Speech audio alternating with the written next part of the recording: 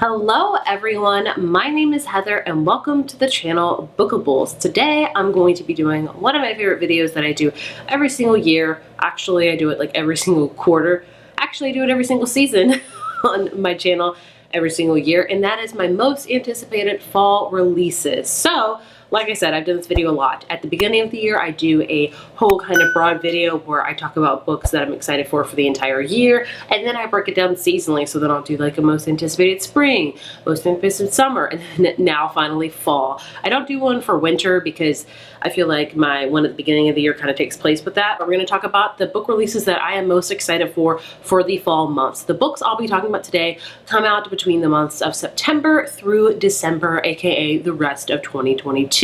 Of course, I know I'm missing some. I try to do my research as best as I can, but I always miss a few. And I get really mad at myself for doing that because I'm like, how did I forget about that one? Or how did I not see that one? But I try and I fail. All I can do is try. So without further ado, let's get into all the books that I'm excited for coming out in the next 4 months.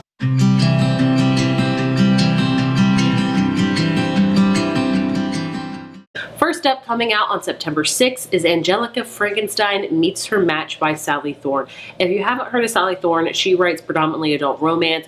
Her biggest book ever is The Hating Game, which is a lot of people's, including mine's, favorite like romance book of all time. And every book she's published since then has just been okay. So this one's a little bit different. It's a historical romance, and it says an historical rom-com that imagines Victor's Frankenstein's sheltered younger sister in her attempts to create the perfect man. This one's a little different. She usually writes kind of contemporary romances, but this one's historical. I don't read a ton of historical romances, so I'm interested to see how this is, and it's got the twist with Frankenstein in it, so it sounds cute. I'm excited for it. I have coming out also on the 6th is Killers of a Certain Age by Deanna Rayburn, if I believe. I haven't heard of this author before. I believe she's written many books, but this one, just the cover really interests me, and the synopsis. When I'm looking at my phone, it's like my little script, okay? It says it's about basically deadly assassins, women assassins that have spent years of their life being assassins, but now it's time for them to retire. Like, they're in their 60s and 70s. They don't have, the same skill sets they used to when they were assassins. But it says, now the force has been sent on an all-expensive paid vacation to mark their retirement. They are targeted by one of their own. Only the board, the top-level members of the museum, which is the group they're kind of in, can order the termination of field agents, and the women realize they've been marked for death. So it sounds like, it's about older women that are assassins. Like, that sounds amazing. Sign me up. Then we have Marple coming out on September 13th. So this is a collection of a dozen short stories, all featuring Jane Marple, who will introduce the character to a whole new generation. So basically, each author reimagines Agatha Christie's Marple through their own unique perspective. So she wrote a book called, I think it's been inspired by shows too, based on the books and short stories. So it's about Marple as an elderly female sleuth who solves crimes that have police baffled. Though she appeals frail, her mind is sharp as a tack and frequently solves mysteries in a huge part by simply paying close attention to the evidence. So I am super excited. Like I said, I've read a couple Agatha Christie books, so I want to expand on this more. Some of the authors that are going to be in this book are Leigh Bardugo, Alyssa Cole, Kate Moss, Ruth Ware. So Miss Marple was officially introduced to readers in a story that Agatha Christie wrote back in 1927. So it's going to be like a refresh of like a new generation to learn Miss Marple, including me. So I'm very excited for it. The Winners by Frederick Bachman. This is the 3rd book in his Beartown series. I love this series. I have read all of Frederick Bachman's books. I've done an author video on him. Beartown is my favorite book by him. It's kind of a literary fiction book with a lot of dark undertones, and we had Beartown, and then I forgot the second book. I thought the second book was okay. I am interested in The Winners. I don't know if it needed to be written. Like, Beartown was good on its own, but I still am going to read it because I have fallen in love with the characters. It's been a while, though. It's been like probably 5 years since the second book has come out, so I might need to refresh my memory, but nevertheless, I'm excited for it. We have Where We End and Where We Begin by Jane Agaro. I've read one of her books and enjoyed it. This one, all I know is star-crossed lovers get a second chance romance when they're reunited at a wedding in Nigeria. I really like Jane Agaro's book, The Sweetest Remedy. It's about like a family and the family ties that bind us, and I enjoyed that. So I'm hoping that this one kind of has the same aspect where we go to Nigeria and learn more about the culture and the family bonds that go within that. So I'm excited for it. We have Big Bad by Lily Anderson coming out on September 27th. Another Buffy book. I put on my list at the very beginning of the year, a Buffy book. Have I read that? No, but I'm still putting it on here because why not? So this one is, I think it's an adult book, which might make me even read it sooner. I'm really hoping it's an adult book. But basically, this is called Demondale, California, 1999. Like Sunnydale, but a whole lot more evil. So this is kind of an alternate reality where chaos reigns supreme. The mayor's sunshade has created permanent darkness over Sunnydale. So if you're not familiar with Buffy, if I spoil it for you, I'm sorry. It's been on for 20 years. In season 3 of Buffy, our main villain, the mayor, wanted to become like this big demon and take over Sunnydale. This is kind of reimagining if he would have won because, spoiler, Buffy and her gang won the battle. You could probably guess that because why would a show go on if she kept losing? But either way, it's going to be interesting. So basically, we also have supervillains Jonathan and Andrew, who are from season 6. And we also have Anya. And we have just basically, now Jonathan, Andrew, and Anya must recreate a team of Demondale's most notorious villains, including Angelus, Spike, Drusilla, and even Ripper. That's right, we're going to get Ripper. If you don't know, Giles. The shotgun in order to save the world. I am so excited for this. Like, I was excited for the last one, In Every Generation by Kendra Blake, which I haven't read yet. But this one just sounds a little bit more interesting, so I'm gonna read it for sure. Next up, on September 27th, we have House of Hunger by Alexis Henderson. Whoever doesn't want to make you read the book, I don't know what does. This is about a character named Marion who's been raised in the slums. So she wants to leave the city and do bigger and better things. She has no real hopes for escape until she spots a listing for a blood maid, like somebody seeking a blood maid. And so basically up north, there's these nobles, that are like vampires, I think, that live in luxury and drink the blood of those in their service, aka blood maids. So she applies to be in that position. In a matter of days, she finds herself there, and it's at the House of Hunger, and there she's swept up in the world of dark debauchery, and at the center of it all is her. And then basically, it's about a countess who takes interest in Marianne, and then she's eager to please her new interest, and then basically some other blood maids start to go missing, and some murder may be happening. Like, this sounds dark and creepy and perfect for fall. October, keeping up with the vampire theme, which is always a great sentence to say. Life Gives You Vampires by Gloria Duke. This is a paranormal dumpling for adults is what it's pitched as, so that's great. I did enjoy Dumpling. So this is about a girl named Lily who is used to waking up hungover, overweight, and underemployed, but waking up with fangs is a different story. So basically somebody obviously accidentally sired her, aka made her a vampire, and so she's trying to figure out what's up with that because I would be asking questions too.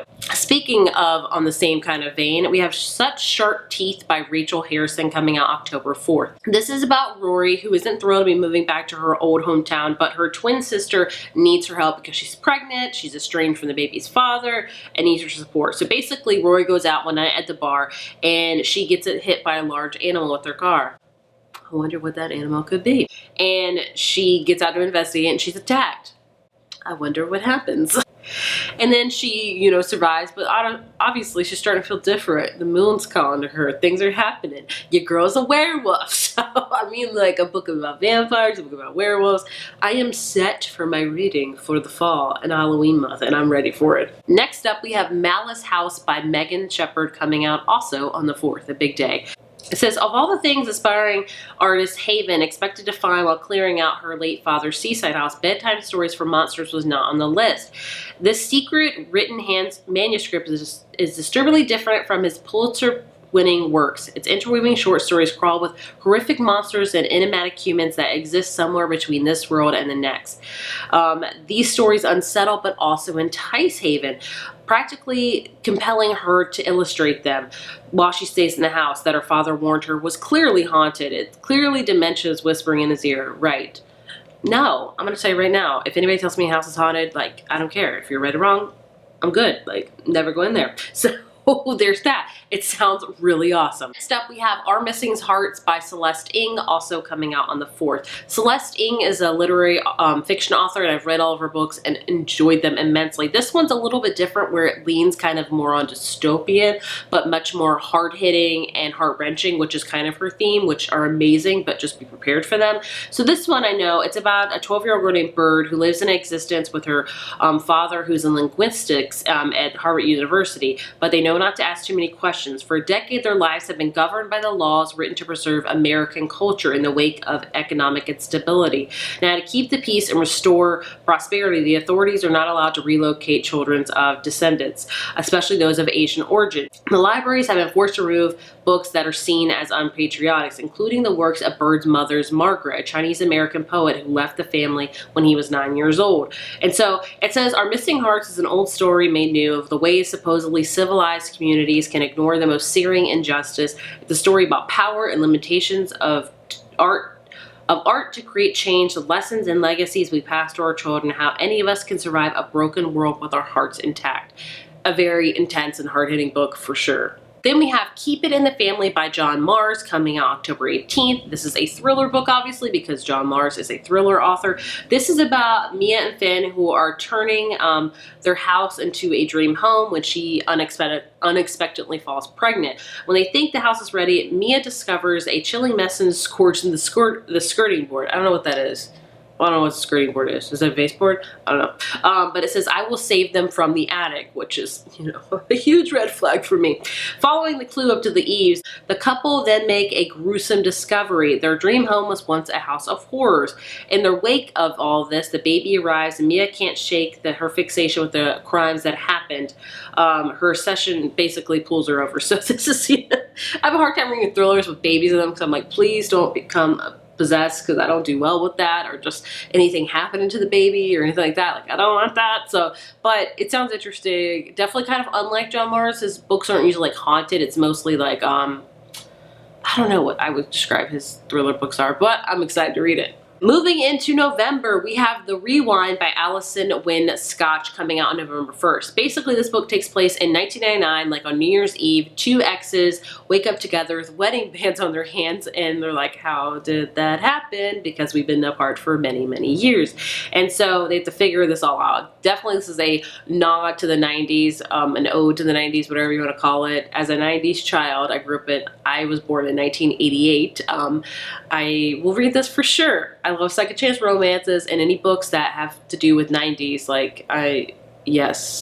Then we have Sliver of Darkness by C.J. Tudor, coming out November 8th. This is a short story collection that he's written, and I think it's 10 bone-chilling and mind-bending tales, a whole bunch of different kind of thing. So I'm excited to read it. I love a good short story collection. I haven't read one in quite some time, but here I featured 2 on this list so far. Then we have Shipwrecked by Olivia Dade, coming out on November 15th. This author writes a lot of romance books. I've read her 2 previous ones. I liked her first one, spoiler alert. Did not like the second one. I can't even remember the name of it. So, anyway, this is about 2 co-stars who once had an incredible one-night stand, and after years of filming on the same remote island, they are finally ready to yield to temptation once again. So another kind of second chance romance, if you will. I'm excited for it. I have a thriller called The Personal Assistant by Kimberly Bell, coming out November 29th. So this is interesting. So this is about a character named Alex who starts posting unscripted family moments and motivational messages online, and so she became an influencer overnight. She has a huge following, and then basically she gets a personal assistant to help her with all of her many things, AC. And then basically one of her controversial posts goes viral in the worst way possible. Alex reaches out to AC for damage control, but her assistant has gone silent. And so it says that as Alex digs into AC's identity and a woman who is found murdered, she has all her secrets, things are going to go wrong. So this is kind of interesting because this day and age, it's all about influencers and things like that, and kind of the secrets maybe influencers hold, and maybe if their personal assistant finds out and it's bad news for them. So it sounds interesting and will probably make it to a show or movie. Like, it screams that for me. Then we have probably the only YA book on this list, and that is A Wilderness of Stars by Shay Earnshaw, coming out on November 29th. This is a mysterious illness cursing the land forces a teen girl astronomer to venture across the wilderness in search of the stars' messages that will hopefully save them all. I've read both of Shay, well, I've read 3 Shay Earnshaw books. She wrote 2 young adult books and 1 adult mystery thriller. I've liked them all. I really love her YA books. They're very steeped kind of in magical lore, if you will. The writing is very lyrical. I enjoy them. A lot of people don't. I like them. So I will read them just because I love kind of the witchy vibe she always does. I'm here for it. This one's about like a teen kind of witch astronomer. Yeah, I'm gonna read it. Lastly, in December,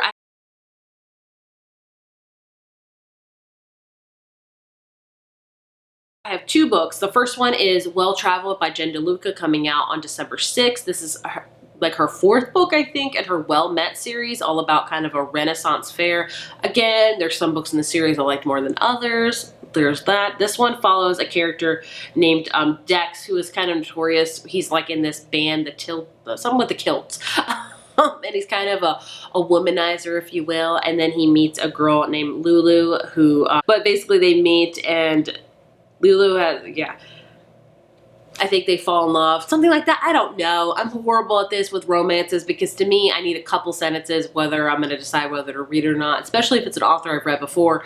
More chances than not, I will read it. So I described that to you horribly, but I hope you'll forgive me. Then we have 20 Years Later by Charlie Donnelly, coming out on December 29th. This is an author I've never read before. The cover really intrigued me. It reminded me a lot of a Stephen King novel with the cover, which I've yet to read Stephen King. I don't know if I can get into it. This is about a character named Avery who hosts the show, or I don't know, some show I think, called American Events. So she has to make sure her subjects grab her audience's attentions. Her latest story, a murder mystery laced with kinky sex, tragedy, and betrayal, is guaranteed to be ratings gold. New DNA technology has allowed New York medical examiners to make its first official identification of a 9/11 victim in the years. The twist, the victim, Victoria Ford, has been accused of the gruesome murder of her married lover. So in a chilling last phone call to her sister, Victoria begged to prove her innocence, waiting 20 years to put her sister to rest, but closure won't be complete till she can clear Victoria's name. So she's hoping, she's convinced that Avery's connections and fame will get help.